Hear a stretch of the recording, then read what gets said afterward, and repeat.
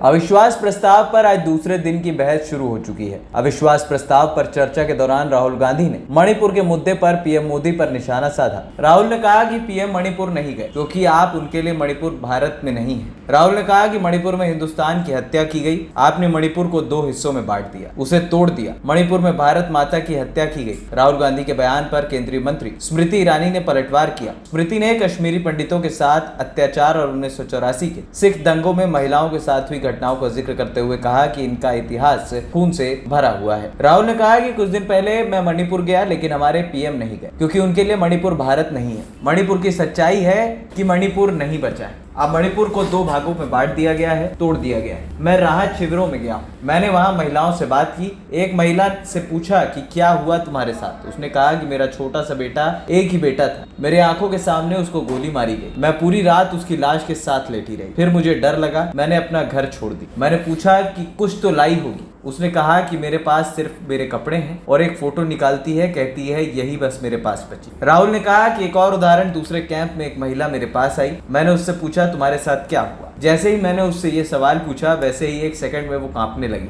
उसने अपनी दिमाग में वो दृश्य देखा और वो बेहोश हो गई। मेरे सामने बेहोश हुई। मैं ये सिर्फ 2 उदाहरण दे रहा हूँ। इन्होंने मणिपुर में हिंदुस्तान की हत्या की है। इन्होंने मणिपुर में हिंदुस्तान को मारा है। हिंदुस्तान का मणिपुर में कत्ल किया है, मर्डर किया है। राहुल के इस बयान पर सत्ता पक्ष ने हंगामा किया। केंद्रीय मंत्री किरण रिजिजू ने कहा कि मणिपुर में 7 दशक में जो हुआ उसके लिए कांग्रेस जिम्मेदार है। राहुल को इसके लिए मुआफी मांगना चाहिए।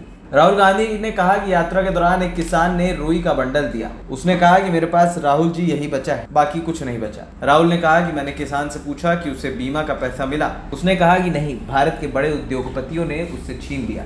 राहुल ने कहा कि मैंने अजीब सी चीज देखी है। उसके दिल में जो दर्द था वो दर्द मैंने महसूस किया। उसका दर्द मेरा दर्द बन गया। राहुल ने भी कहा कि लोग कहते हैं ये देश है, कोई कहता है कि अलग अलग भाषाएं हैं, कोई कहता है कि धर्म है, ये सोना है, ये चांदी है, मगर सच्चाई है कि देश एक आवाज है। ये देश सिर्फ एक आवाज है। दर्द है, दुख है, कठिनाई है। अगर इस आवाज को सुनना है तो जो हमारा अहंकार है, हमारे अपने, उसे किनारे करना पड़ेगा, तभी वो आवाज सुनाई देगी। ANP टाइम्स की रिपोर्ट।